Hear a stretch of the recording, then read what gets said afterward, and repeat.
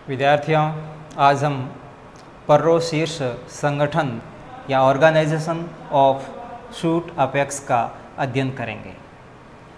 आपको बता रखा है कि एपिकल मेरिस्टेम, जिसको हम शीर्षस्थ विभज्योतक कहते हैं, यह शीर्षस्थ विभज्योतक पादप के ग्रोइंग एपाइसेज या वृद्धिशील अग्रकों पर पाया जाता है, यानी पर्रो एवं मूल के शीर्ष पर पाया जाता है। इसके दो प्रकार बताए थे। एक आपको बताया था SAM यानी शूट एपिकल मेरिस्टेम, जिसको हम पर्रोह शीर्षस्थ विभज्योतक कहते हैं, और दूसरा इसमें वह है RAM, इसको हम मूल शीर्षस्थ विभज्योतक कहते हैं। तो आज इस टॉपिक में हम जो SAM है, शूट एपिकल मेरिस्टेम, या जो पर्रो का शीर्ष भाग है, इसमें बता रखा है आपको कि ये पोर्शन, ये इसका शीर्ष पोर्शन जो शूट एपेक्स है, ये लीफ प्राइमोर्डिया या पर्णाद्यक हो गए, इसको हम लीफ प्राइमोर्डिया या पर्णाद्यक कहते हैं, और ये अपेक्स या इसका शीर्ष हो गया। तो शूट एपेक्स के शीर्ष में मेरिस्टेमेटिक सेल्स है, विभज्योतकी कोशिका है। इन कोशिकाओं में विभाजन एवं विभेदन, डिवीजन एवं डिफ्रेंसिएशन, जिसको हिंदी में हम विभाजन और विभेदन कहते हैं, इसके परिणाम स्वरूप प्लांट की प्राइमरी बॉडी या प्राथमिक शरीर संरचना का निर्माण होता है। सामान्य रूप से कहे तो इसके द्वारा प्लांट की प्राइमरी ग्रोथ होती है। शूट अपेक्स के ऑर्गेनाइजेशन को समझाने के लिए अलग अलग वैज्ञानिकों के द्वारा समय समय पर भिन्न भिन्न थ्योरीज या सिद्धांत प्रस्तुत किए गए हैं। तो सबसे पहले मैं उन सिद्धांतों के बारे में बता रहा हूँ। तो इसकी जो थ्योरीज है या सिद्धांत, 7 सिद्धांत इससे संबंधित है। पर्रो शीर्ष के लिए, मूल शीर्ष के लिए भी कुछ सिद्धांत इसमें से रिपीट होंगे। पहला इसमें वह है एपिकल सेल थ्योरी। इसको हम शीर्षस्थ कोशिका सिद्धांत कहते हैं। दूसरा इसमें वह है हिस्टोजन थ्योरी। इसको हम उत्तकजनवाद या उत्तकजन सिद्धांत कहते हैं। तीसरा इसके अंदर वह है ट्यूनिका कार्पस थ्योरी। एग्जाम की दृष्टि से ये महत्वपूर्ण सिद्धांत, जिसको हम हिंदी में कंचुकी पिंडवात सिद्धांत कहते हैं। चौथा इसके अंदर वह है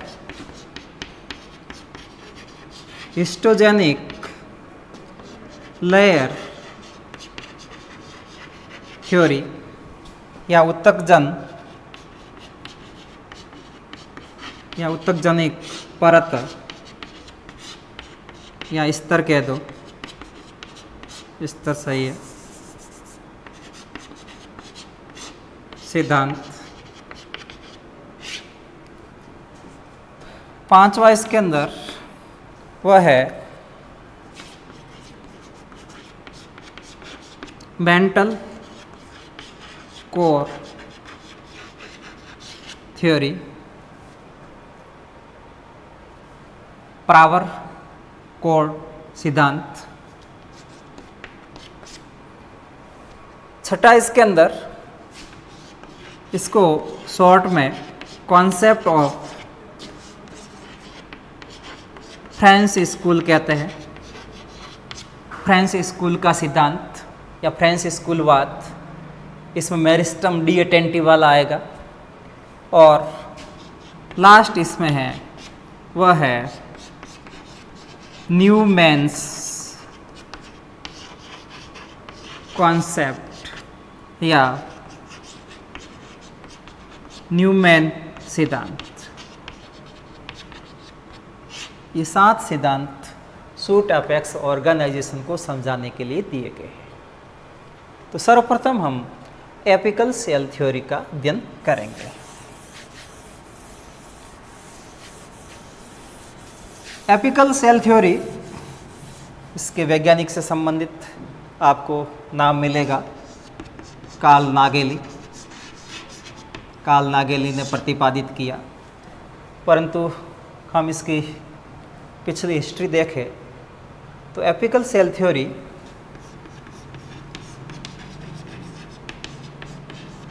हॉफमिस्टर द्वारा प्रतिपादित की गई, प्रपोज्ड की गई, परंतु इसकी डिटेल स्टडी, डिटेल एक्सप्लेनेशन, विस्तृत विवेचना कार्ल नागेली के द्वारा दी गई। तो कई बुक्स में सीधा ही आपको ये नाम मिलेगा कार्ल नागेली, तो ये सही है, कार्ल नागेली भी। शीर्षस्थ कोशिका सिद्धांत कार्ल नागेली द्वारा दिया गया, अगर ऐसा है तो सही है। फिर इस सिद्धांत के अनुसार शूट अपेक्स या जो पर्रो शीर्ष है, उस पर्रो शीर्ष में सिंगल सेल होती है या सिंगल एपिकल सेल, एकल शीर्षस्थ कोशिका, एकल शीर्षस्थ कोशिका। और इस शीर्षस्थ कोशिका में 3 कटिंग फेसेस या विभाजन तल होते हैं, 3 कटिंग फेसेस, यानी 3 अलग अलग तलों में ये कोशिका विभाजित होती है। और इस कोशिका से जो भी व्युत्पत्त कोशिका है, जिसको हम डेराइव्ड सेल्स कहते हैं, व्युत्पत्त या इससे निर्मित कोशिकाएं, वो कोशिकाएं प्लांट की प्राइमरी बॉडी या प्राथमिक शरीर का निर्माण करती है। ये सिद्धांत लोअर प्लांट्स जैसे एल्गी, ब्रायोफाइट्स, टेरिडोफाइट्स, उनके प्लांट डेवलपमेंट को समझाने के लिए लागू होता है, परंतु एंजियोस्पर्म या जिम्नोस्पर्म के प्लांट डेवलपमेंट को समझाने में ये सिद्धांत पूर्णतया असफल है। इसलिए इस सिद्धांत को अमान्य किया गया। दूसरा, हिस्टोजेनिक लेयर थ्योरी या उत्तक जन सिद्धांत। ये सिद्धांत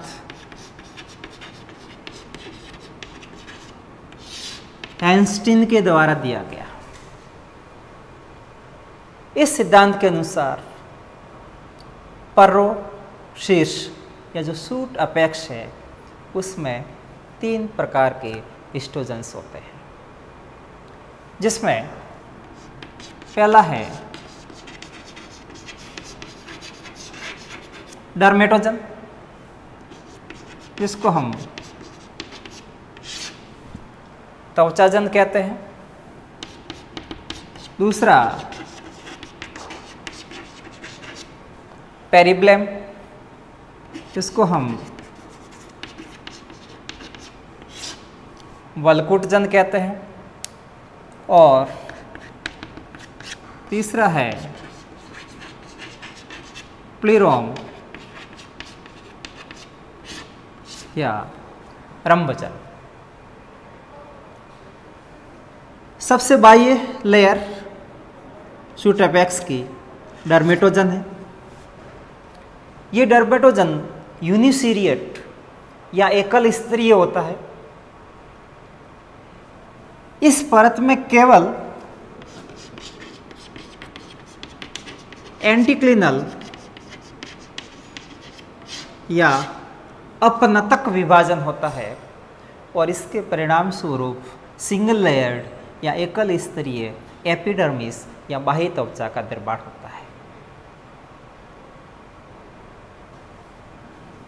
इससे घिरा हुआ भाग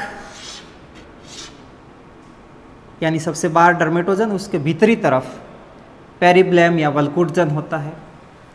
इसमें सभी तलों में विभाजन होता है, और इसके परिणाम स्वरूप ग्राउंड टिश्यू सिस्टम या भरण ऊतक तंत्र, जिसमें हाइपोडर्मिस है, कॉर्टेक्स है, एंडोडर्मिस है, इन संरचनाओं का निर्माण पेरिब्लम से होता है।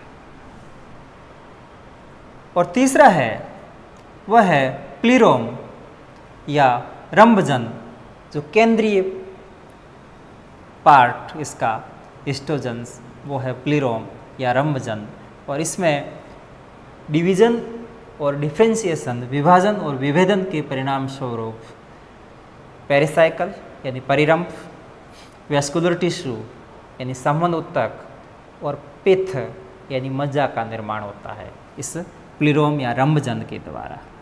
और एक शब्द यहाँ पर ध्यान रखना, स्टील या रंभ। अगर रंभ आता है तो उसमें आप आउटर बाउंड्री के रूप में पेरिसाइकल ध्यान रखेंगे, परिरंभ यानी सबसे बाहर ये परिरंभ, और इससे घिरा हुआ जो भी भाग है जिसमें संबंध ऊतक, मेडुलरी रेज, मज्जा रश्मियाँ, अंदर पिथ सब सम्मिलित है, उसको सम्मिलित रूप से हम स्टील या रंभ कहते हैं। इस सिद्धांत के अनुसार डर्मेटोजन, पेरिब्लम और प्लीरोम ये तीनों डिटर्मिनेट या निर्धारित प्रकार के हिस्टोजन से ऊतकजन हैं, जिसकी डेस्टिनी यानी इसकी भविष्यता निर्धारित है, यानी कौन सा ऊतक क्या बनाएगा। परंतु बाद में अलग अलग वैज्ञानिकों ने इस पर खोज की, और उसके आधार पर उन्होंने निष्कर्ष निकाला कि हर समय या सभी प्लांट्स में इसकी डेस्टिनी या भविष्यता निश्चित नहीं होती है।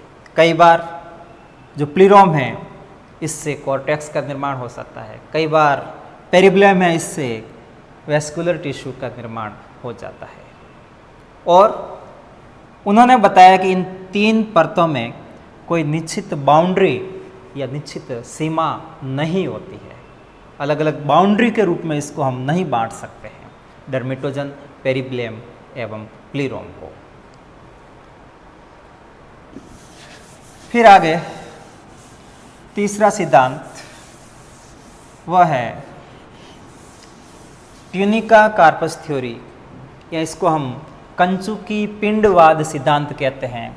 ये स्मिट के द्वारा दिया गया। जिस प्रकार एंस्टीन की तो थ्योरी है हिस्टोजन थ्योरी, उसके अनुसार शूट अपेक्स तीन हिस्टोजन में विभेदित है, तीन परतों में विभेदित है, उसी तरह ट्यूनिका कार्पस थ्योरी के अनुसार शूट अपेक्स है, उसमें दो लेयर्स या दो परतें पाई जाती है, जिसमें एक है वो है ट्यूनिका जिसको कंचुकी कहते हैं, और दूसरा इसके अंदर वह है कॉर्पस। ट्यूनिका में परतों की संख्या एक या एक से अधिक होती है। इसकी सबसे बाह्य परत में एंटीक्लिनल डिवीजन होंगे, अपना तक विभाजन होंगे, और उसके परिणाम स्वरूप सिंगल लेयर्ड एकल स्तरीय एपिडर्मिस का निर्माण होगा, यानी सुपरफिशियल या जो सरफेस का जो विस्तार है वो इसमें विभाजन से होता है। इसकी भीतरी परतें ट्यूनिका की और इसके साथ कॉर्पस की लेयर्स, ये विभिन्न तलों में विभाजित होकर के ग्राउंड टिश्यू सिस्टम और वेस्कुलर टिश्यू सिस्टम का निर्माण करती है। ट्यूनिका जिस पिंड को घेरे हुए रहती है वो पिंड कॉर्पस है। इस कॉर्पस की कोशिकाएं ट्यूनिका की कोशिकाओं से बड़ी होती है। सबसे केंद्र की तरफ, यानी ये देखें तो सबसे बाहर का तरफ ये वाला भाग ट्यूनिका का आ गया, और इसमें भी सबसे बाहर वाला पोर्शन है, ये सबसे बाहर वाला भाग एपिडर्मिस या बाह्य त्वचा बनाएगा। इस ट्यूनिका की भीतरी परतें और ये पूरा भाग जो कॉर्पस का है, ये विभाजित एवं विभेदित होकर के ग्राउंड टिश्यू सिस्टम यानी भरण ऊतक तंत्र एवं वेस्कुलर टिश्यू सिस्टम यानी संवहन ऊतक तंत्र का निर्माण करते हैं। ट्यूनिका की परतों में कोई निश्चित बाउंड्री नहीं होती है। ट्यूनिका और कार्पस की परतों में कोई विभेदन, बीच में कोई बाउंड्री वॉल नहीं है, और इनकी डेस्टिनी या भविष्यता निर्धारित नहीं है। हिस्टोजन थ्योरी, आइंस्टीन क्या कहते थे कि पेरिब्लम, डर्मेटोजन, प्लीरोम, इनकी भविष्यता या डेस्टिनी यानी कौन सा ऊतक क्या बनाएगा वो निश्चित है। यहाँ पर इनकी भविष्यता या इसकी डेस्टिनी है वो निश्चित नहीं है। विद्यार्थियों, इससे संबंधित जो अगली थ्योरी है, इन थ्योरी की चर्चा हम अगले वीडियो में करेंगे। धन्यवाद।